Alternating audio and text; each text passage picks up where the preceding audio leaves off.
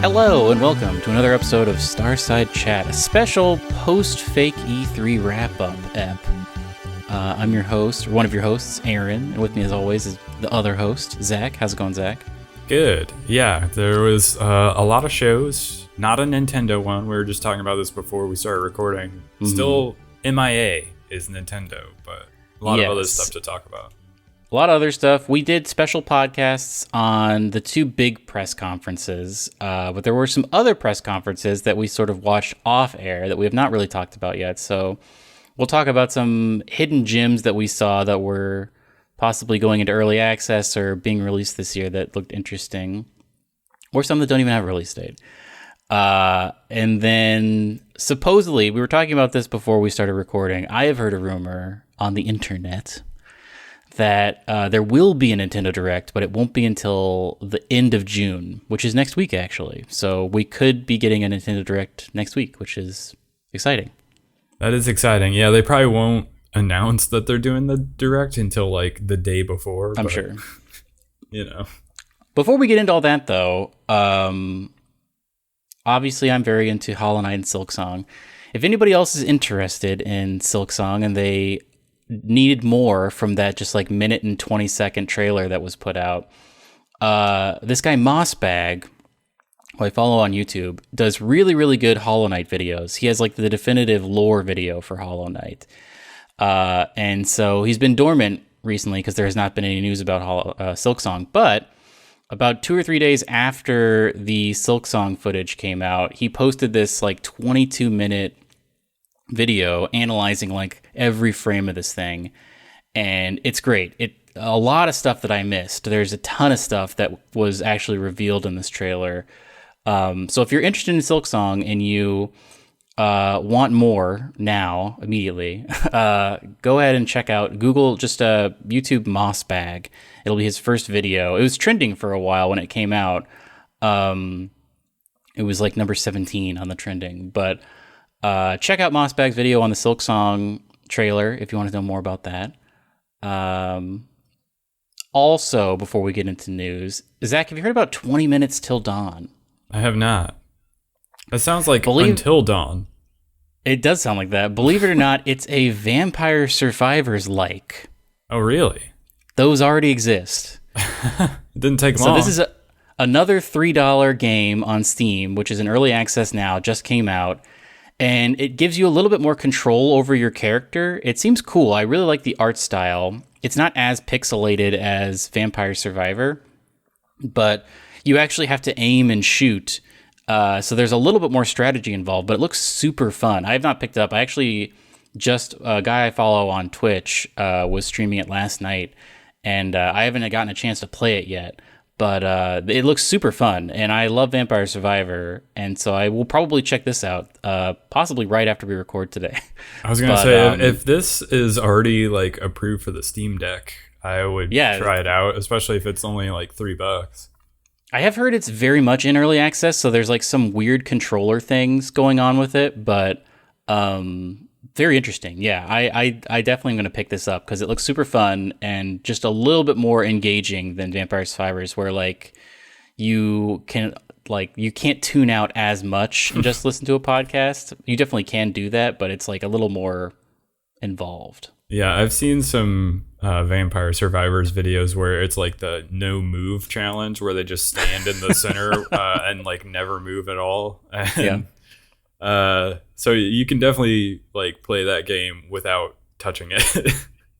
But I have spent quite a bit of time playing that game on my Steam Deck, and it's very good on Steam Deck. So if this, I'm sure it plays great on Steam Deck. Oh, it does. It's very good. Hopefully, this game will also eventually be approved for Steam Deck. Well, should we get into it? Our fake E3. I wish there was more of a thing to call it. I've said this before on the podcast, but it's like the fact that we have to call it fake E3 because it is multiple events, kind of. It's I was going to like say, I just refer to it as Summer Games Fest. Keep it all under that umbrella, I guess. Even I don't know if they're technically associated. Some of these other videos that have the Wholesome Direct was not. A lot of my picks are from the Wholesome Direct, and it was not like legally affiliated with Summer Games Fest. I should say I wouldn't even mind talking a little bit more about Starfield just because Yeah. we've had a chance to maybe watch the trailer again and all of that stuff. So maybe we'll get. Do you have that. any? Before we dive into these little games, let's talk about the biggest game. I was talking to you about it, and I am now. Well, I'm of two minds about this because we've talked a lot about, is this going to be another game where you have to press E on a door and then it goes to a black screen and you look at like a model from the game and then you load into that environment. And I think that it is. There's a part in the trailer where you're running towards a door and then very quickly it fades to black and fades back up before you get to the door and you're already in the building. That to me is a sign that they were blocking that out and not showing that you actually do have to press E on the door. Yeah. But also, after you do that little shootout and you have your shotgun, there is a scene where your guy is in third person and he opens up a door and it's very bright outside, and then the brightness comes down and you can see outside. So I don't know what that is. If it's like maybe they've integrated it into where it zooms in on a door and then you see the door opening up, or I'm not sure. It's worth mentioning that like with the new consoles, like load times are super fast. So True. I feel like it's not going to be you're not going to sit there and rotate a model of something like you did in Skyrim for like 2 minutes. Or Fallout. You did that in Fallout too. Yeah, and Fallout. But like, so I've played a lot of Horizon Forbidden West on PS5, and like I do a lot of fast traveling because it's a huge map, and like you of course have to wait for it to load after you select where you want to fast travel to. And it's like a couple of seconds. Like it's not bad at all. And in fact, you can even go into the settings, and there's like an option to like turn off that like screen that's like here, click this button because the fast travel has completed, and like you launch you back into the game basically. It just does it instantly. You can turn that off, so it just immediately like you're back in. And so it's I feel like even if there is those screens where it's like, hey, you're loading a new zone or whatever, like it's not going to be that big a thing. Well, speaking of loading, IGN, I think, did an interview with Todd Howard after the fact. And one of the tidbits he revealed was that there isn't going to be like continuous uninterrupted flight onto a planet, similar to No Man's Sky. Yes. Yeah. You basically just load into, and I'm not sure how that works because they did say you could land anywhere. So I don't know if you like pick a spot on the planet and then it does like a little cutscene and you land at that spot. But there are probably like landing strips or whatever that you just like would select and click on it, and then you would land. Yeah, I mean, you probably can't click on like an ocean and it just like lands you in the ocean. Right.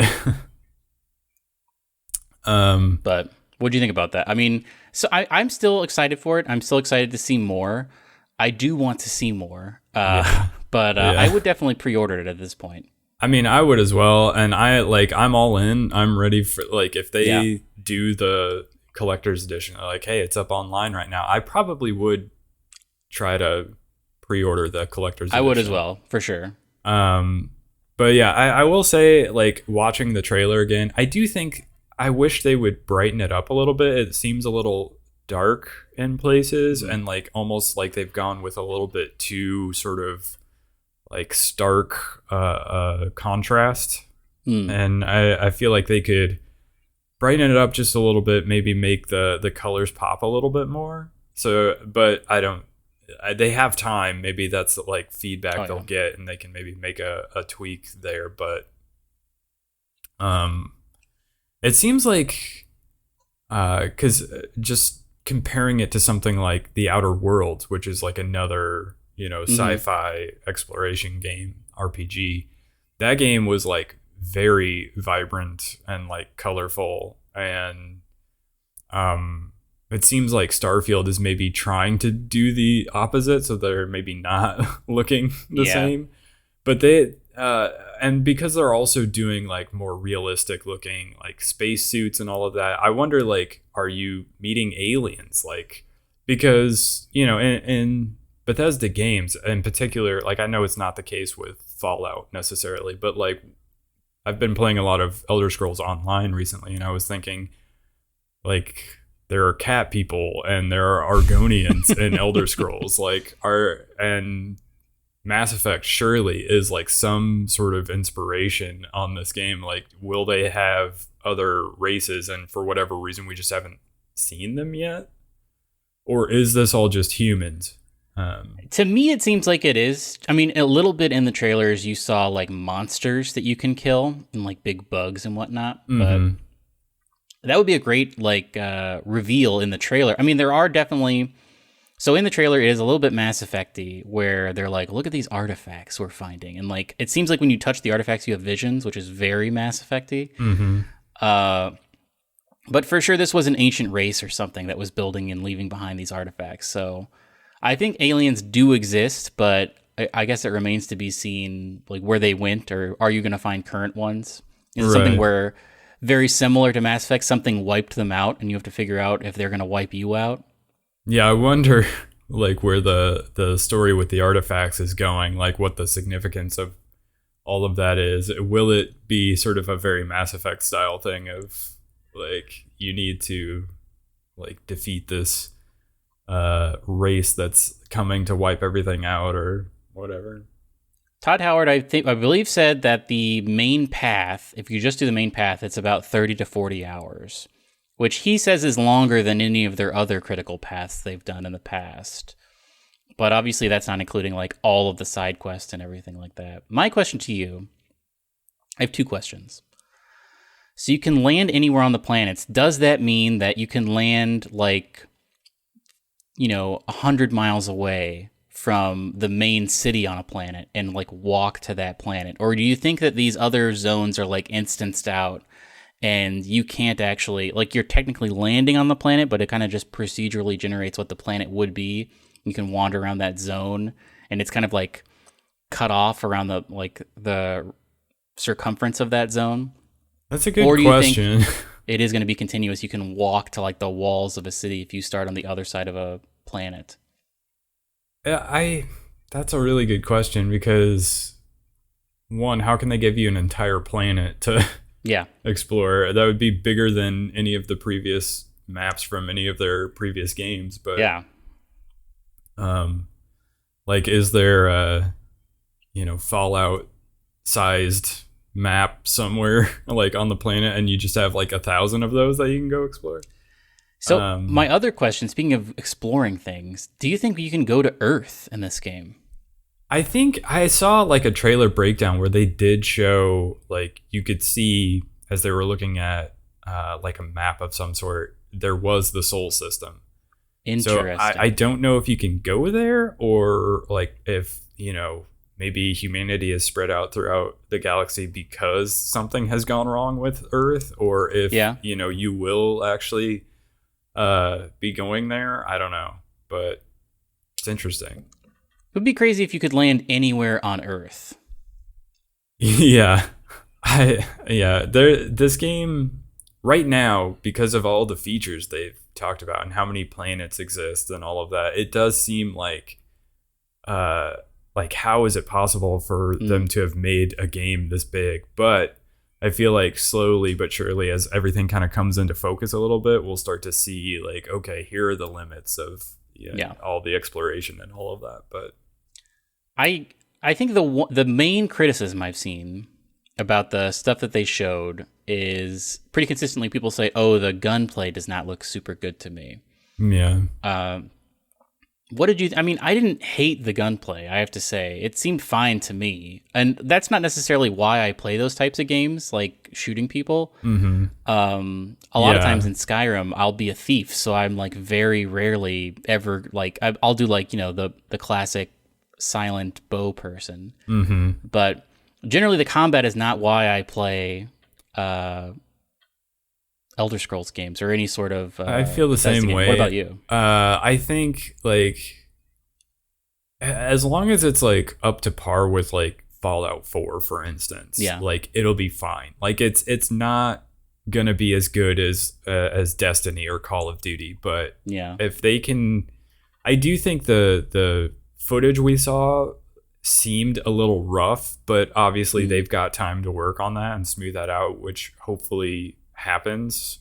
But like you, I don't typically play them for like stellar gunplay. I typically play them for story and exploration and RPG elements. It's crazy in that trailer, the player character had 10 grenades on him. Did you notice that? I didn't. That's interesting. He had when the UI came up, it was like, here's your ammo. Also, you've got 10 grenades. And he only threw one during his combat encounter, but then he picked up one.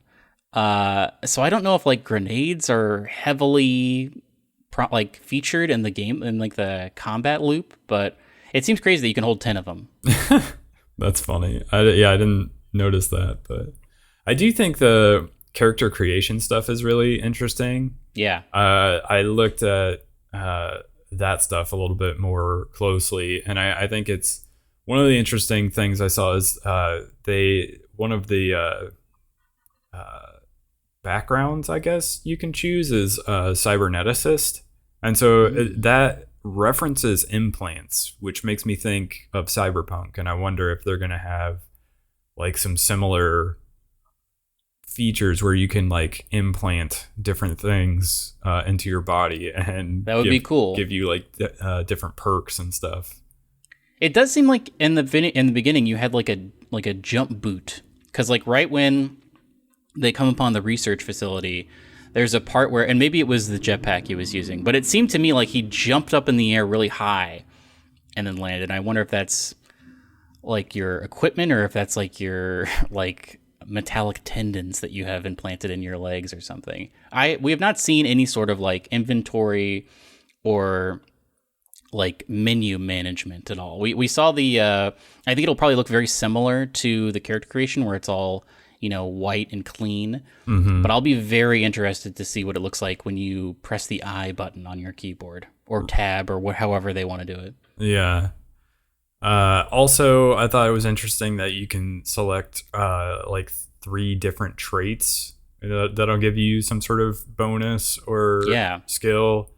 Like they may also give you like a negative trait, but they're supposed to also give you like special dialogue options, kind of like in Cyberpunk. Mm-hmm. One of the interesting ones was kid stuff. So it says like you have parents who are alive and well, and you can actually go visit them at their home. But that is crazy. Like 10% of all the money you earn is deducted automatically and sent to them. So like that's crazy. There are trade-offs and stuff like that. But yeah, like I wonder like how significant that is. Like you could do a playthrough where you have parents that exist that you can go like talk to. That's very cool. Yeah, it's just like I feel like there are so many different ways to play this game that you could play it over and over again and have a wildly different experience every time. That's what they want it to be their next Skyrim, and they have been supporting Skyrim for a decade at this point. Yeah. It's just constantly being re-released, and they're not doing DLC for it anymore. It's basically just like they're re-releasing it and people are still finding new things in it. It's true. Yeah, and hopefully this one is good enough that it, can live that long, have that long a shelf life, mm-hmm. and, get re-released as many times. But do you think we'll see another long gameplay thing of it? Or do you think we're just sort of waiting now until its release? Did they do more than one for Fallout 4, or was it just sort of like, here's Fallout 4, and then I guess that was only like a couple months after it was going to be released. The circumstances were a little bit different then, obviously, but they did like their big breakdown at E3, and then I think it just came out that fall, and so there were little trailers, but there was nothing so big as that E3 breakdown. I bet imagine we'll see something at the Game Awards. Yeah, we'll probably see another trailer at least at the Game Awards, but it depends on maybe Gamescom. Yeah, and it depends on whether they're shooting for fall, like if they just pushed it back to 11/11/2023, or if this ends up releasing sometime in the spring. Well, and I wonder, I think I was watching the MinMax podcast, and they were talking about how somebody was like, I wonder if they're not saying the exact release date because they want to make sure they don't release right when Breath of the Wild releases. I mean, that's something they have to think about now that they're releasing in 2023. 2023 is, yeah, we've talked about it before, but it's primed to be an insane year for video games. It is. Well, and there was rumor that God of War Ragnarok was coming out in November this year. So, I mean, I guess that's one that they won't have to worry about next year. Yeah. But still, they've got Breath of the Wild, which is a huge one to watch out for, try to avoid. Well, should we dive into our recap? We should. What's on? Do you have a list? I compiled all my things. I had a going note app, a keep app thing where I kind of just put things I thought were interesting, and then I just put them here and I added the trailers so I could remember what they were. But do you want to start off with one? Sure. So I'll mention this was in the PC game show. It's called The Invincible. I think we talked about this at one point on the podcast because I remember hearing about it. It's based on a book, but it's it almost seems like you're on a another planet, maybe Mars even, and it seems sort of story driven in like a oh gosh, I always forget the name of this game. The one where you're in like that national park. Oh, what is the name? Lookout. High something or what is that called? I think we talked about it literally on the last. I know. I think the same exact thing happened where I forgot the name of it and you remembered it. Firewatch. Yes. So it seems like maybe it's that kind of a game, but like set on a different planet and you're like going around. I don't know if there's combat or not. I don't remember if that was shown in the trailer, but you seem to be talking to someone remotely and you're going around and like a big like monstrous alien pops out of the ground at one point and you're like trying to avoid him. It seems interesting. It's definitely one that I am adding to my wish list. So I'm keeping an eye out for that one. What's first on your list? Yeah, a lot of mine are from the Wholesome Direct, and including the first one, Time on Frog Island. This gave me a real a short hike vibe. Oh yeah. It seems like you're just a dude who is hanging out on this island, having fun times with the quirky locals. It's not like as retro looking as a short hike. It's definitely more polished. Or it's like I thought it looked a little bit graphically like that Wavetail game. Yes, that's actually a very good example. Yeah, it's very similar to that. Just really soft colors. Sort of watercolor looking. Yeah. It looks cool. It's very frog based. There were a lot of frog games, it seems like, this year. But this is going into, or no, it's releasing, I believe, on July 12th on Switch. It was unclear to me like what the gameplay loop of it is. I don't know. I think you're just chilling out. It seems like there's cooking involved in gathering, then like exploration. I think very similar to a short hike. There's not necessarily set goals. I mean, obviously in a short hike you have to climb that mountain, but I think this is more just like you're on an island and there are things to do and you can do them. There's maybe cool some like gathering and building. I don't know. Probably no. I'm gonna go out on a limb and say there's no combat in this game. I think it's just chilling out. Yeah, I think you're probably right. But what's your next thing? My next thing is a game this is also from the PC game show. It's called Alters. Did you see this trailer? Yeah, this was like I really liked the thing they were in this trailer. Yeah. They were in like a crazy circle. Yeah, it was like a wheel ship of some sort, but like a cargo vessel maybe on another planet. I don't actually know what you do in the game because the trailer doesn't seem to give you any indication, but I did look this up on Steam, and the description says that you play as a man who crash landed on a distant planet alone, and now he started like cloning himself, I guess, making like alternate versions of himself to help survive. And each one of the alters is a little bit different based on like the choices they've made and the different things they've done. And this was like I want to say it was a Polish studio that was making this. Well, I think they said they're not necessarily clones. They're like alternate reality versions of the same dude. Oh, really? Yeah, because I watched a little bit of the developer. That PC gaming show was mostly just a trailer and then 10 minutes of a guy talking. Yeah, and I did not listen to all the. So, because the guy was like, "What's going on with all these clones, man?" And the guy was like, "Well, they're not necessarily clones. You know, you'll notice they're dressed differently. They've made different choices in life. That he's somehow pulling in different. It's like another multiverse thing. I think very hot right now.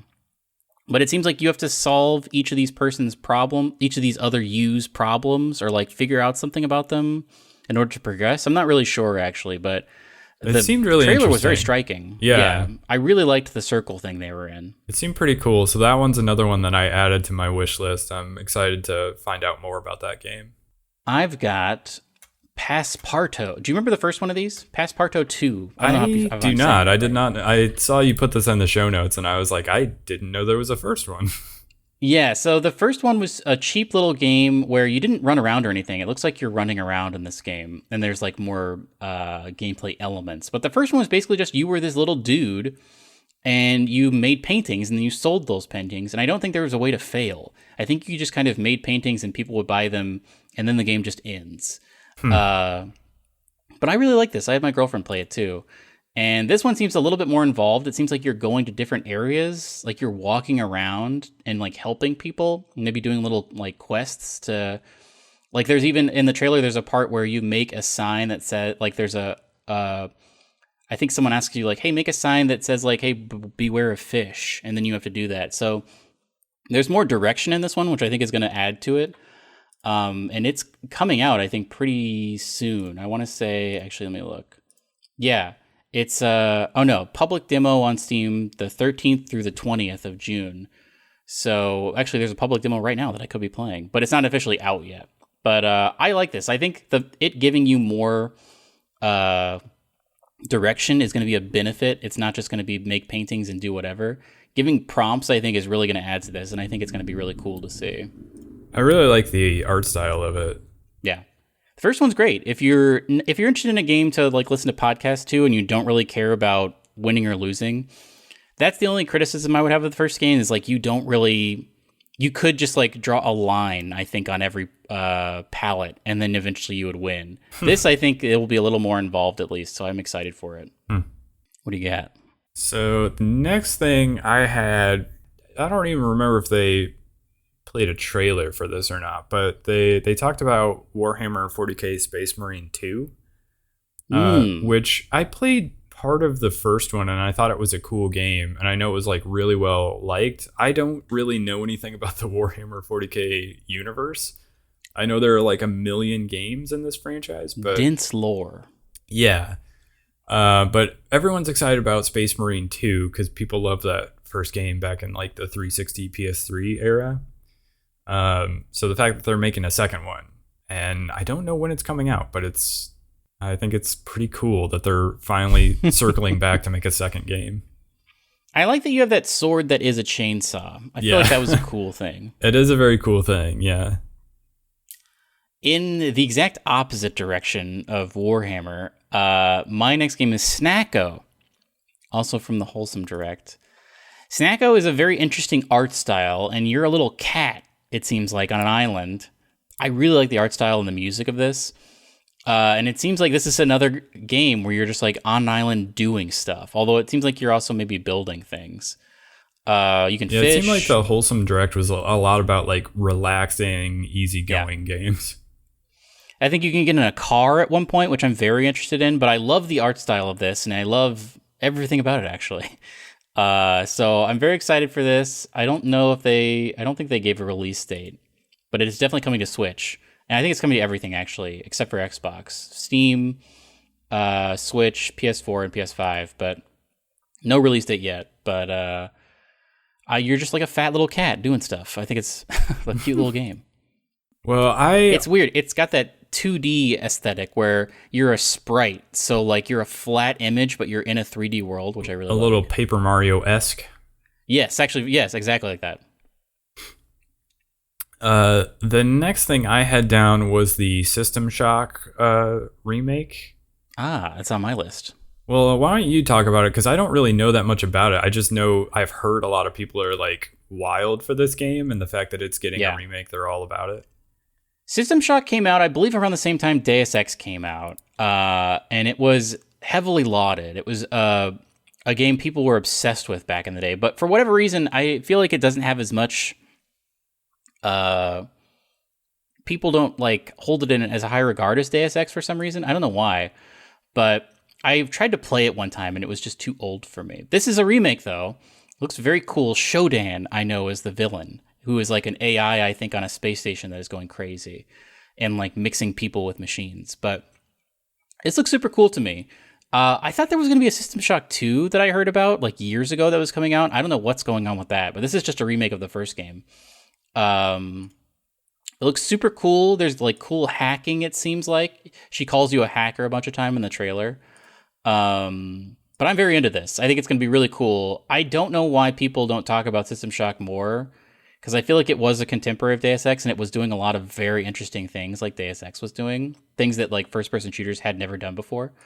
So I'm very excited for this. I think it will do really well. I think people will really enjoy it. It's coming out. There's no release date, but it's PS4, PS5, both of the Xboxes, and then Steam as well. I don't think it's coming to Switch, unfortunately, but it will probably come to Steam Deck.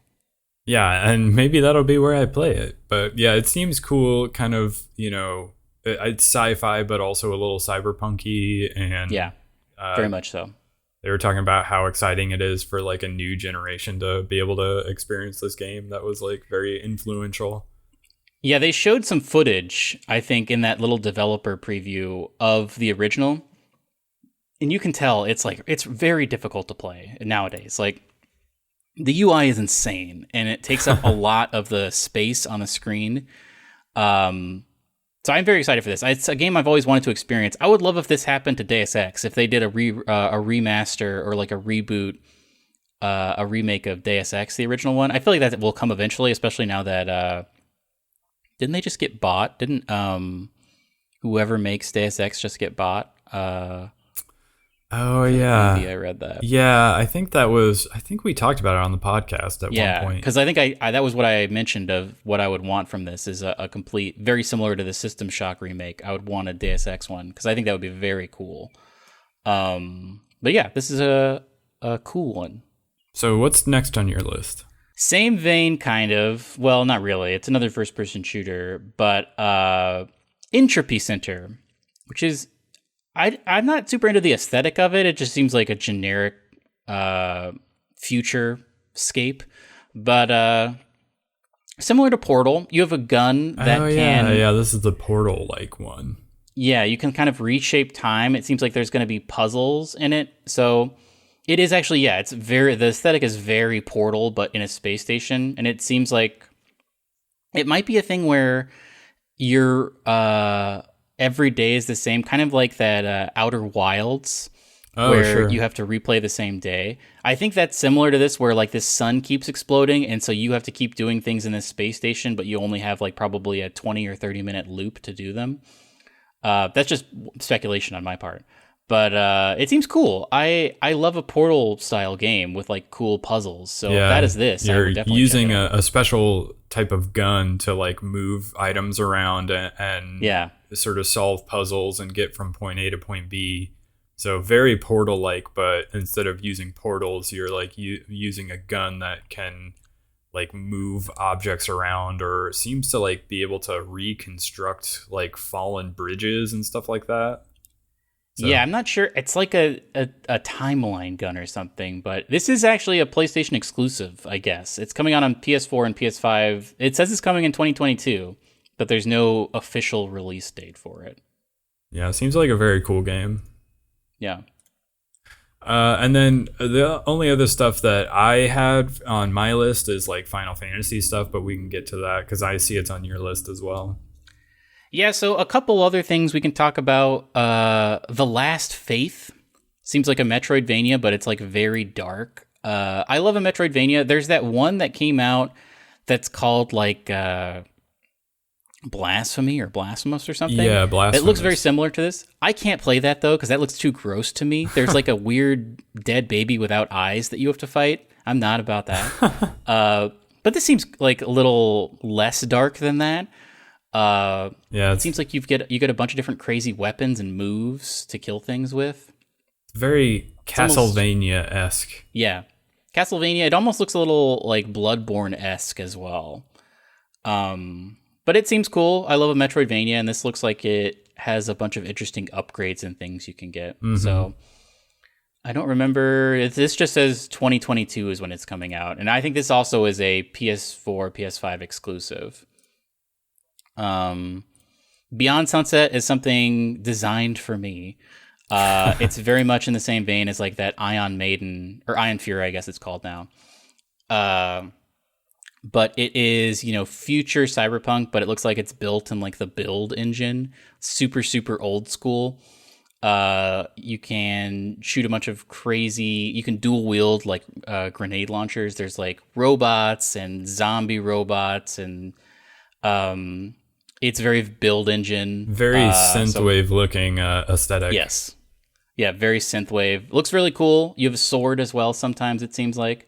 I'll definitely check this out. It looks super fast-paced and fun. And there's like a cyberspace element. Later on in the trailer, you can see you're in cyberspace, which looks very, very cool to me. Mm-hmm. I would love to do that. This is just, I think, going to be on Steam right now, so they just are asking you to wish list it. I don't think there's a release. Oh, here we go.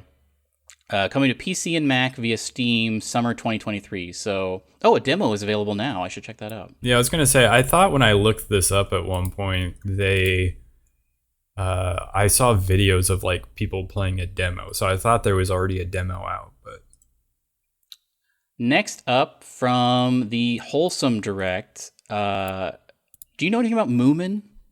I'm vaguely aware of Moomin, but I don't know much about it. I as well. I'm not super familiar with it. I think it's maybe French or Japanese or both. Yeah. But it's this old school animated show that was like very melancholy and cool to see. I sometimes have gotten TikToks that are clips from this show. It seems interesting, something that I would want to check out. But Snufkin, Melody of Moomin Valley, is going to release in 2023 to PC and consoles, they've said. And it looks really interesting. It's like a very cool animated, just like very similar to, it's not an island, but it is just like a place where you go and do things at, I'm pretty sure. So similar to those other Wholesome Direct things. But I really like the look of it. And Moomin, I'm not sure how to say it. Like, I guess Moomin is like the character. Yeah. And maybe also the cartoon. That's something I would want to know more about, I feel like. So maybe I will do more research into it. But that caught my eye. Gloomwood is a game I heard about like 2 years ago. One of the guys I follow on Twitch played it because I'm very into, and he is as well, Thief, the original Thief, or Thief 2, the Metal Age. Those are some of my favorite games from back in the day. And this is, the people who made this game are heavily inspired by Thief. They're not hiding away from it. In fact, their website is www.thiefwithguns.com. Well, this looks really cool. It looks very similar to Thief, but it's not as much, I think, about stealing as it is about there's this cult that you have to take care of. So it looks a little creepier than Thief, although I guess Thief got pretty creepy at times. But I really like the look of this. Thief is one of my favorite video games, so this is something I'm definitely going to pick up. I don't believe there's been an early access demo for a long time, but I can't remember. It says another early access is coming August 16th, so I don't know what that means, because this definitely had a demo like years ago. But very excited for this. It looks really cool and very old school, and excited for that. And then the last thing before we talk about Final Fantasy VII is Agent 64 Spies Never Die, which, similar to how the last game was unapologetically just a Thief inspired thing, this is unapologetically a GoldenEye inspired thing. So it is made to look almost identical to GoldenEye 64. It does look exactly like GoldenEye. It's got auto aim, just like GoldenEye did. And then if you hold a button down, the little crosshairs come up, just like GoldenEye had. This looks cool. I'm curious if they will, if it will feel like you remember GoldenEye playing and not legitimately the way GoldenEye actually plays, because that's one of those games that like I played a ton of when I was growing up, but like I feel like to go back to it today, it would be pretty rough. Yeah. There's also a feature in this later on in the trailer. There's like a level editor built into this, so you can make your own campaigns, which is interesting to me. I don't know if they've talked about multiplayer yet, but I feel like this is gonna. If this doesn't have multiplayer, people are gonna be super upset about that because so much of GoldenEye there is a demo available on Steam. Well, there you go. This is something I think if you were into GoldenEye back in the day, definitely check this out because it is the exact same aesthetic, and hopefully they will. If they don't already, if they haven't already talked about multiplayer, hopefully they will reveal the multiplayer soon because I feel like that could give this game a lot of a long tail. Yeah, and they're not really, messing around with the references either. Like Agent 64, obviously, like the Nintendo 64, and like Spies Never Die. So let's talk about Final Fantasy VII. There was a 12-minute live stream on Thursday. Since it was the 25th anniversary of Final Fantasy VII, which is crazy to think about. I was in elementary school when it came out, I guess. Where they showed a bunch of stuff that I didn't super care about. But then the very last thing they showed was Final Fantasy VII Rebirth. The second in what I guess is a trilogy. The remake saga, I guess, is going to be 3 games. Yeah, we didn't know remake. Previously how many games that was going to take them to remake Final Fantasy VII. Yeah, I mean, if they were going to include everything. So there's Final Fantasy VII Remake, then Rebirth is the second one, and they've just said it's coming out next winter. So that seems soon. And then they've not said what the third one is going to be called, but I would assume it's going to start with RE. Yeah, but something. Remix, maybe. Reborn. I guess that's kind of like Rebirth. Yeah. But what did you think about this? It's a very little amount of footage. Yeah, very little. But I mean, obviously, I'm going to play it as soon as it comes out because PS5 exclusive. I did love Final Fantasy VII Remake. Yeah, I also played the Yuffie DLC and I enjoyed that. Yes. So I'm very much looking forward to this. There was. I forget, there was like was it Crisis Core like remake or like some sort of Crisis Core game that's also coming out? I don't know if that will tie in at all because it's... Yeah, I don't know anything about those. It's one of the characters that's going to be, I assume, part of... Actually, your name. Yeah. Yeah, so I'm gonna be in it. And it will star me. But yeah, I don't know. Like, will I need to play that game as well? That's a good question. I have played Final Fantasy VII 3 times in my life, I believe, and I know that that Zack character shows up in like Cloud's flashbacks, but I could not tell you anything about him. And for a while, I thought he maybe didn't exist, but I guess he is a real guy, and maybe his lore is explored in other games that I have never played, but it seems like he's going to be a big part of the remake series, which I guess is cool, but... Well, and it's worth noting the Crisis Core reunion game is not exclusive to PlayStation. Oh. And it, for whatever reason, doesn't look quite as good as the remake. It looks like ever so slightly a downgrade in like visual quality, but... Yeah.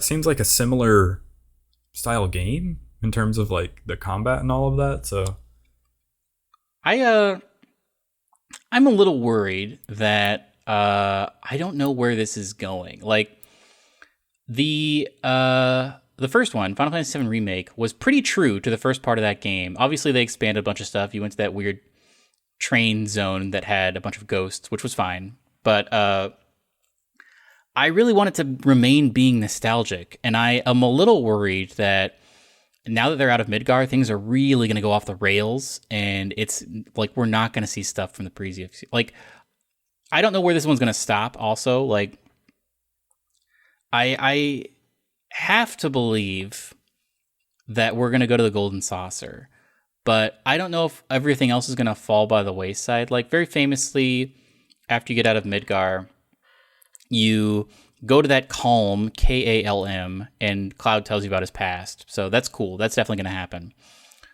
But then after that, you go to the Chocobo Ranch, and because you have to get a Chocobo because you have to cross that like crazy white swamp that there is a shadow of a snake going around in. And I wonder if that will happen. Like, I don't know if it's going to start to be like, well, now we know that we're on a different timeline. Not to spoil Final Fantasy VII Remake, but... Well, I mean, this I don't know if it's going to rebirth, so it's take on a new life. I don't know if it's going to go crazy off the rails, and it's just going to be like...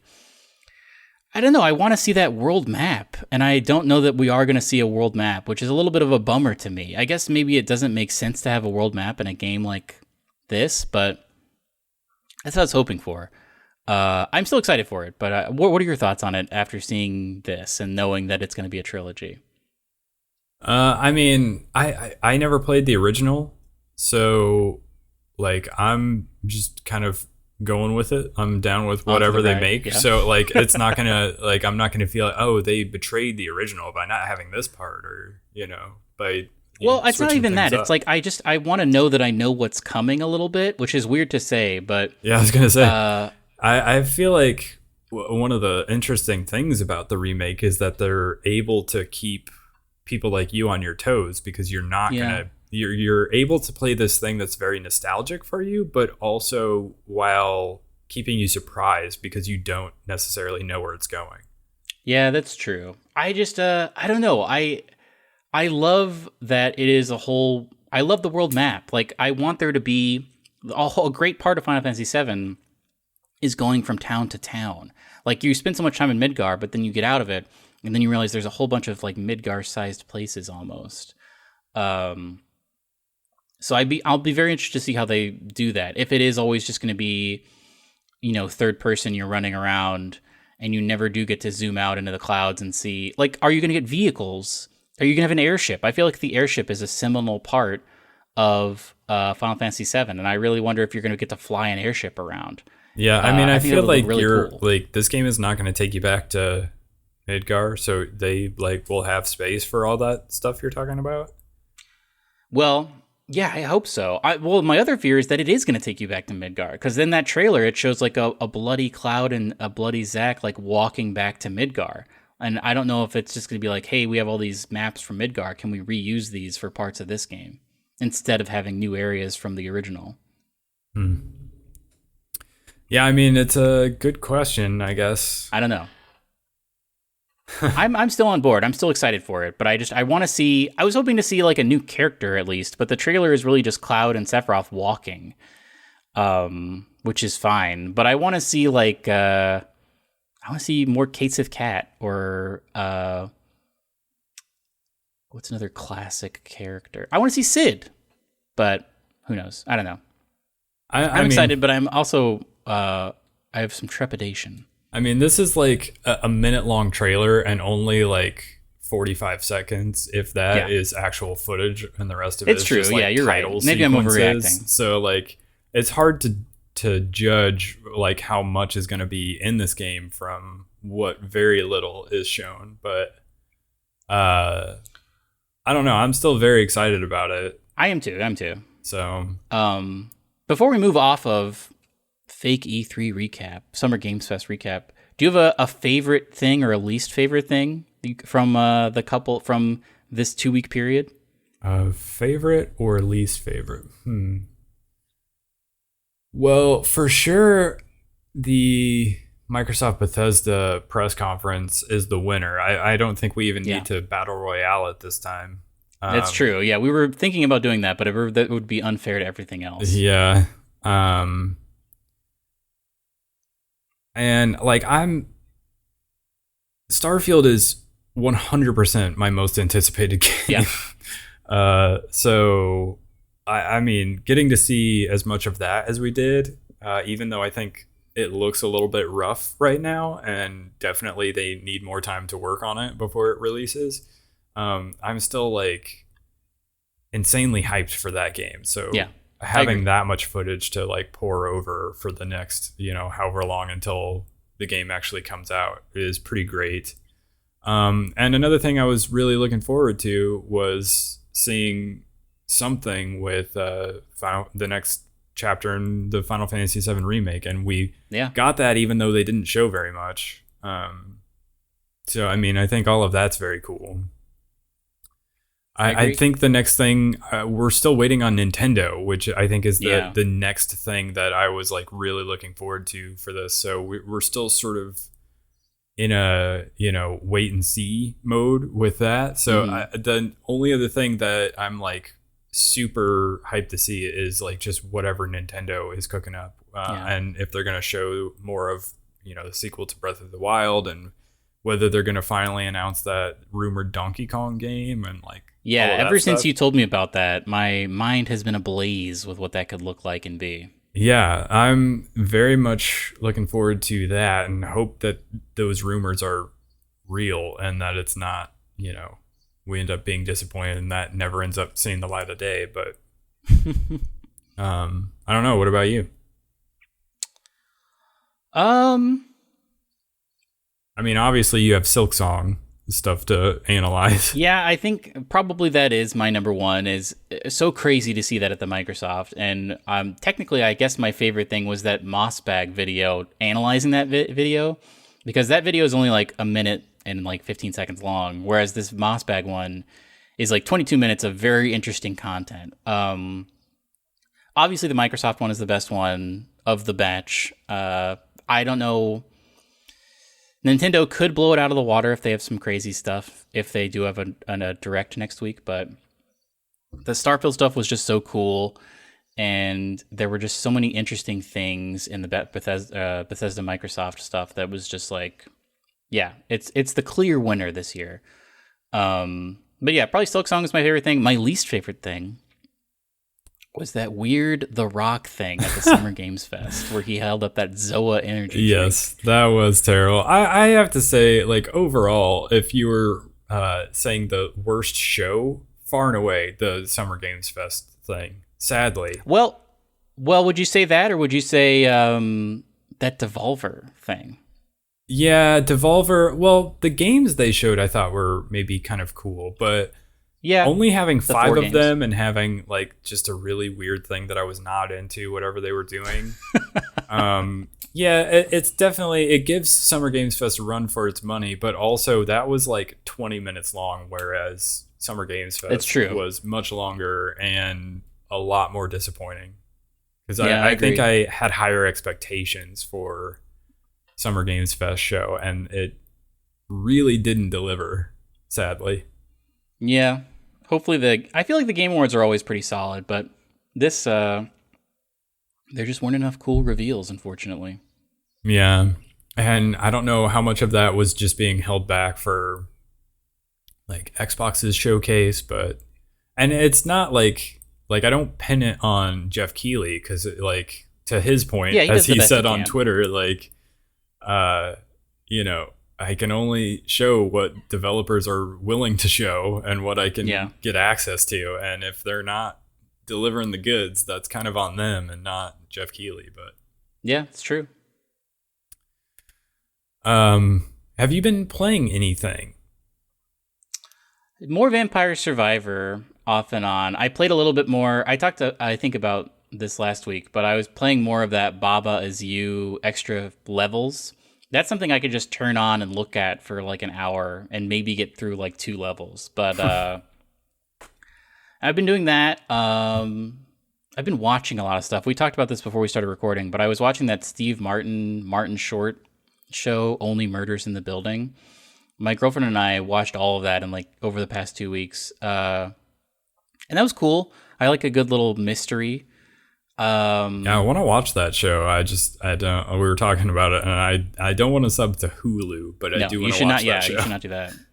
I guess the new season's coming out next week, or maybe in 2 weeks. But yeah, I think that's all I've been doing. I went outside and played some mini golf yesterday, but I did see your photos on Instagram. I found a cool little, there's 3 different mini golf places, like 15 minutes from where I live. And this place I think is maybe the best one because it's got a bunch of cool water features and it has like a crazy go-kart track that we did not do, but it has like Is it better than wooden the ramp. like techie video gamey version?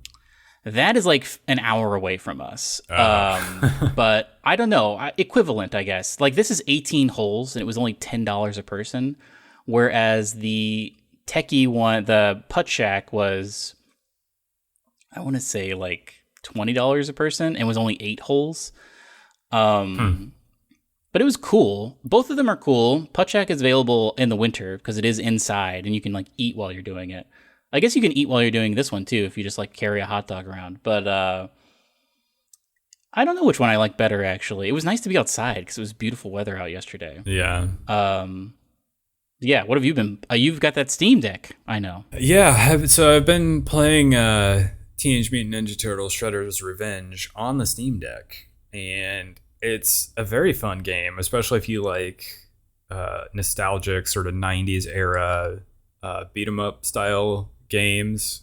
Who do you main? Who do I main? So I'm not the biggest like TMNT fan, but there was something that was just like, I don't know, striking us. I don't want to say it was striking an itch, I guess, because I don't necessarily. I'm not super drawn to like beat 'em up games, but there's something about the nostalgia of it, and like the music is so good in the game. It's by the same guy that did the Sonic Mania soundtrack. Oh, I didn't know that. Yeah, and so the music was so good that it was just like, this is like SNES era music, and it's very good. And so I for like $20-$25, I was like, sure, I will play this game. And it's actually really fun. So I played it through the first time as Leonardo, who has the two swords. And each character sort of has their different sort of strengths and weaknesses. So like speed and damage and range, I think, are the stats or something like that. And he's sort of the all-arounder. So that's what I played through the first time. And now I'm going back through it because it's a short game. Like there are 16 levels that each take like somewhere between 6 to 9 minutes, depending on how fast you are getting through it. But so you can play it through in like 3 hours. Like it's not a long game. But the idea is that because there are like 6 or 7 different characters to play as, and they're like, if you do the story mode, there's like different challenges to complete in each of the levels, and there are like hidden things to find throughout each of them. So much the way you would have done if you were playing an SNES game back in the 90s, you would probably play it through like over and over and over again. And so that's the intent with this game. And so I'm going back through it again as I think Donatello, the guy with the long staff. Oh yeah, the purple one. Yeah, and so yeah, it's fun. You can play up to 6 players at the same time, like locally or online. And it seems like the type of game that is like, this is how you remember that era of game, and not necessarily exactly the way it was. Because those games, like the arcade games, were like really tough because the idea was that you would fail and have to spend a lot of, your parents' quarters to keep playing. And there is like an arcade mode that I think is supposed to be like that. But if you just do the story mode, there's like different difficulty settings. So you can like turn it down and get through it, even with somebody who's like not super good at this type of a game. But yeah, I really enjoy it. It's giving me that 90s nostalgia that I enjoy now and then. And the other thing I've been playing is I've been playing a lot of ESO because the High Isle DLC is out. And so I've been playing through that. And it's really good. I'm really enjoying it. It's one of those games that kind of like Destiny, where I don't play it very often, but when I do, I get sucked into it and play it pretty obsessively for like a few weeks or a couple months. And so I'm back on that train. And like we talked about previously, like I've been playing it on Stadia because that's just like the perfect platform for this type of like living game that's constantly getting updates and new content, and it has a huge file size, so it takes up a lot of space. Like just being able to hit a button and immediately be, in the game. It's perfect for Stadia. And unlike Destiny 2, that is like a first person shooter, so you want like high fidelity, super high frame rate, like it's not that huge a deal that I'm only playing ESO in 1080p as opposed to 4K, and like on PC you can get a higher frame rate, but I think it's maybe capped at 30 on Stadia, which is a little bit of a bummer. I would like it to be at 60, but like it's, again, for this type of game, it's not like a deal breaker. So yeah. And also, the Stadia version and the PC version are one and the same. So you're not dealing with, if you did want to do multiplayer content, whether it's like PvE dungeons or like PvP stuff, like you're playing with the PC crowd. So you're not going to have difficulty finding matches. But also,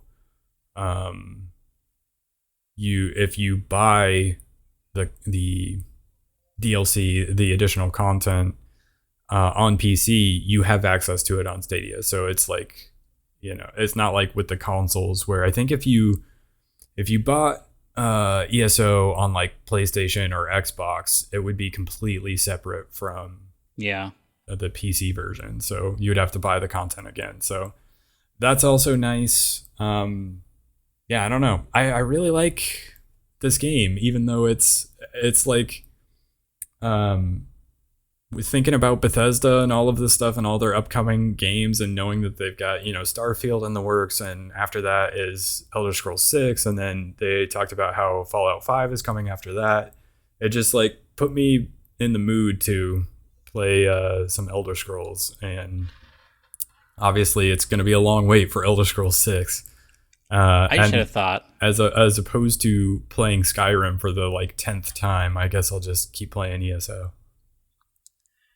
It seems like Bethesda will develop a world and then have a couple games in it, and then go to a living game style thing. Like they've had they had Skyrim and stuff, and they had Elder Scrolls Online, and then they had Fallout, and then they had Fallout 76. I wonder if someday we'll get a Starfield, like Everfield or whatever, where it is like somewhat of an MMO. That would be interesting if they did like Starfield, the MMO. It would basically be Star Citizen. Yeah. I would rather they went to ZeniMax and let them handle it, as opposed to trying to build like the Fallout 76 of Starfield themselves. That would be crazy to see. But yeah, because ZeniMax did a great job with ESO, because there's like one of the reasons I started playing ESO as opposed to just going back to Destiny was like Destiny, you'll play through story stuff really quickly, and then it's just like grinding dailies and weeklies and stuff like that. And I eventually run out of steam with that stuff. Whereas with Elder Scrolls Online, there's like fully voiced quest lines. There's a lot of story happening. There's a lot of different areas to explore. So you can play that game solo and like not run out of content for like hundreds of hours. So, so yeah, that's why I wanted to play that. And so yeah, if they could build something that was similar, but in whatever universe the Starfield universe ends up being, like, I wouldn't be opposed to it as long as they don't do the Fallout 76 version of that. Yeah. But let's keep it as a solo RPG series for now. Probably a good idea. But anyway, do you have any parting wisdom for this week?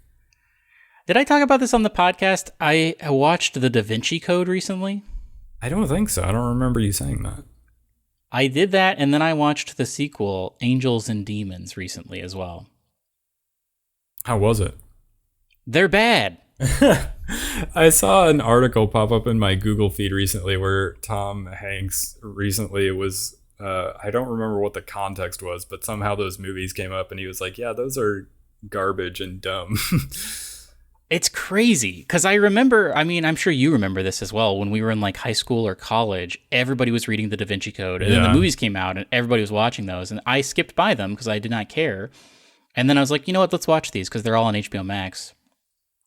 They're so dumb and bad, and it's crazy. And it escalates very similar to how Fast and Furious escalates, where the first one is just like, oh, let's solve this weird, or there's like a heist happening, and now they're like saving the world. This is like, the first one is, oh, he's solving this weird riddle. I haven't watched the third one yet, but I think the third one is him preventing half of the world's population from dying, which is crazy. So he stops Thanos.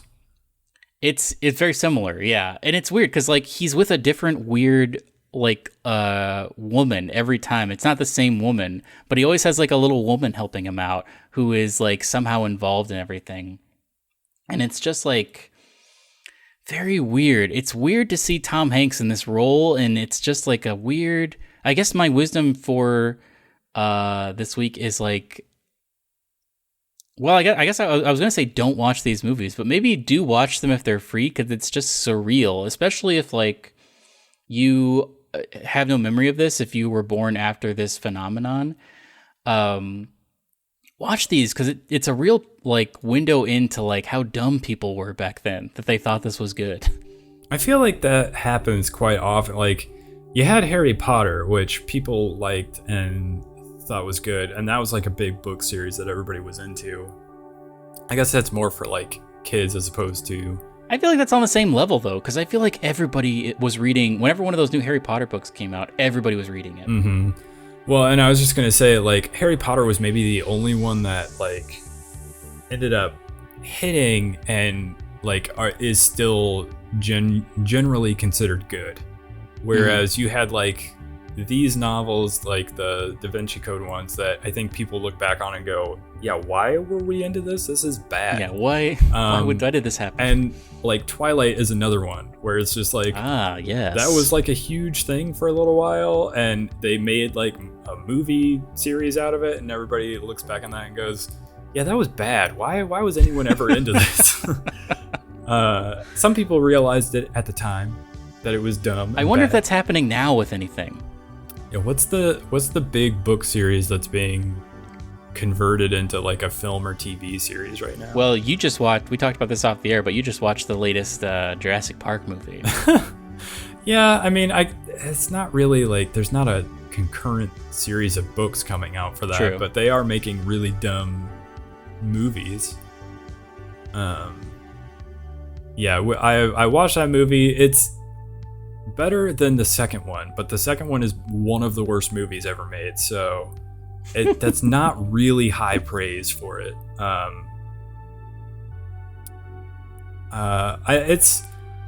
That's one of those movies that if it ends up coming to like HBO Max, go ahead and watch it, but it's dumb. It's what you expect. Yeah. Well, on that note, should we wrap it up? Yeah. Hollywood is dead. And we'll catch you on the next one. We'll see you next time. Goodbye.